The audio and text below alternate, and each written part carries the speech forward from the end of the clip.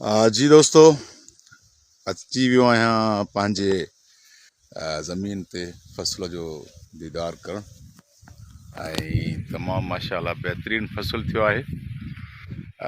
असां जॾहिं पथर दुनिया जी रिकॉर्डिंग कंदा हुआसीं त उहो लाड़काणे ज़िले जो ॻोठु हुयो धामरा।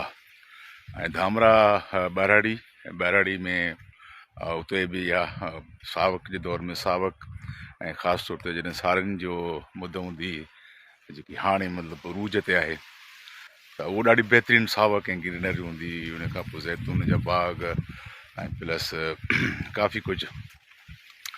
अच्छा, पथर दुनिया जी हिकिड़ी यादगिरी अचे थी, सॉरी टू से काफ़ी माण्हुनि खे जेकॾहिं बुरी ॻाल्हि लॻे त उते जिते असां धामरान में रिकॉर्डिंग कंदा हुआसीं त हिते हिकिड़ो मौलवी हूंदो हुयो जेको मतिलबु जंहिंजो इहो मौक़ुफ़ हो या जेको उहो सम्झे पियो त भई तव्हां हीअ कहिड़ा कम था कयो, मिसाल ड्रामा भरियो था, ईंदा कयो, टी था कयो, मटी था कयो।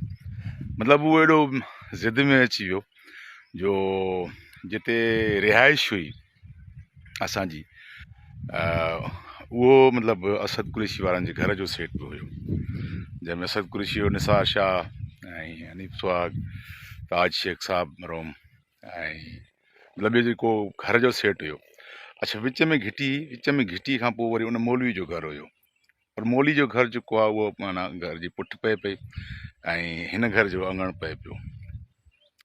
सो पोइ हिकिड़े दफ़े छा थियो जो हुन हिकिड़ो कमु कयो जो 2 लाउड वठी आयो जेके ट्रैक्टर में लॻंदा आहिनि। अच्छा, उन्हनि जे मौलवी जे घर जा जेके रोशनदान आहे उहे असां वारे हिन सेट जे अङण पिया पवनि। पोइ राति जो मतिलबु मौलूद हलाए छॾे या ॾींहं जो बि रिकॉर्डिंग कयूं त उहो मौलूद शुरू करे छॾे। हाणे अज़ीज़ सांगी सोचियो यार हाणे रिकॉर्डिंग करणु कोन थो ॾे, छाकाणि त असांजी रिकॉर्डिंग साउंड प्रूफ हूंदी आहे ऐं ॿियो को आवाज़ु न अचे। यार हाणे कीअं कयूं, भला राति जो रिकॉर्डिंग था कयूं। राति जो रिकॉर्डिंग शुरू कयूं त बि तक़रीबन माना 8:45 बजे बिजली वेंदी हुई त असीं कोशिशि कंदा हुआसीं त सियारे में जेको आहे उहो एतिरी रिकॉर्डिंग कयो जो 8:45 ते काफ़ी सीट कढी वञूं। सो मौलवी छा कयो त राति जो बि लाउड हलाइणु शुरू करे। हिकिड़े ॾींहुं वरी छा थियो, अज़ीज़ सांगी कैमरामैननि खे, हिननि खे, आर्टिस्टनि खे, सभिनी खे चयो चुकासो यार हाणे हे लाउड बंदि थियणु कोन था ऐं कुझु चकर चयोसि बि सही। बहरहाल मतिलबु उहो पंहिंजे ज़िद ते अटकल रहियो। पोइ उन पंहिंजो अज़ीज़ चयो त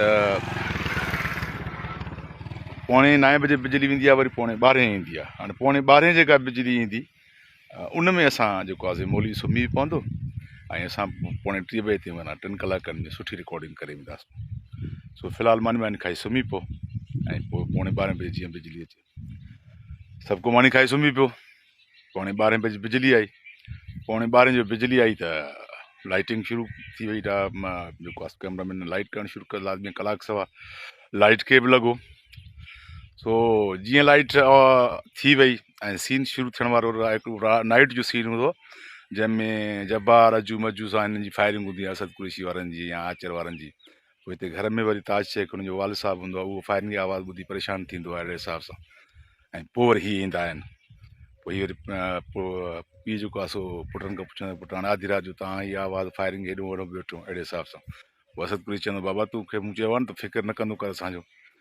सो बसि जीअं ई माना क्यू थियो ऐं असद कुरैशी, निसार शाह ऐं हनीफ सुहाग रिपीटर खणी आई इन थिया। जीअं इन थिया त ओॾो मौलूद शुरू थी विया। उन ॾींहुं माना रिकॉर्डिंग करणु न ॾिनी मौलवीअ। हाणे सोचूं त माना छा कजे। पोइ मजबूरन उहो घर जो सेट जेको आहे उहो अज़ीज़ सांगी खे मटाइणो पियो, तॾहिं हीअ जेकी आहे असद कुरैशी वारनि घर जे सेट जी रिकॉर्डिंग शुरू थी, न त असांखे मौलवी रिकॉर्डिंग करणु न पियो ॾे। अच्छा, ड्रामो जॾहिं ऑन एयर थियो त पोइ काफ़ी मौलवी हज़रात मतिलबु मूंसां मिलंदा हुया या चवंदा तव्हांजो त असां ड्रामो ॾिसंदा आहियूं, ॾाढो असांखे पसंदि ईंदो आहे। इहा उन्हनि मौलवियुनि जी बि महिरबानी, थैंक यू। पर चवण जो मक़सदु में हर कंहिं हिकिड़ी पंहिंजी सोच आहे, हर कंहिं पंहिंजी थिंक आहे, पोइ हर को पंहिंजे हिसाब सां सोचे थो एंगल वाइज़। त बहरहाल ई काफ़ी शयूं जेके हुयूं, काफ़ी शयूं असांजी रिकॉर्डिंग पथर दुनिया जी रिकॉर्डिंग दौरान थियूं। ऐं काफ़ी यादगिरियूं आहिनि उहे मां तव्हां सां वंड कंदुसि फ़िलहालु थोरी यादगिरियूं अची वियो मुंहिंजो तव्हां सां शेयर करे छॾियां थैंक यू सो मच हीअ असांजो फ़सुलु आहे पंहिंजो वणनि जो ऐं प्लस कमंद तव्हां ॾिसंदा हूंदो ऐं हीअ चौक आहे हीअं सम्झो त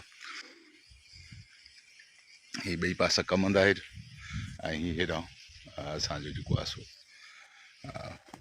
थैंक यू सो मच वरी इनशाला कंहिं सुठी यादगिरीअ सां मां तव्हांजी ख़िदमत में हाज़िर थींदुसि इनशाला पथ दुनिया जूं इलाही यादगिरियूं आहिनि मूं वटि इलाही यादगिरियूं आहिनि जेके मां चाहींदुसि त तव्हां सां वंड कयां थैंक यू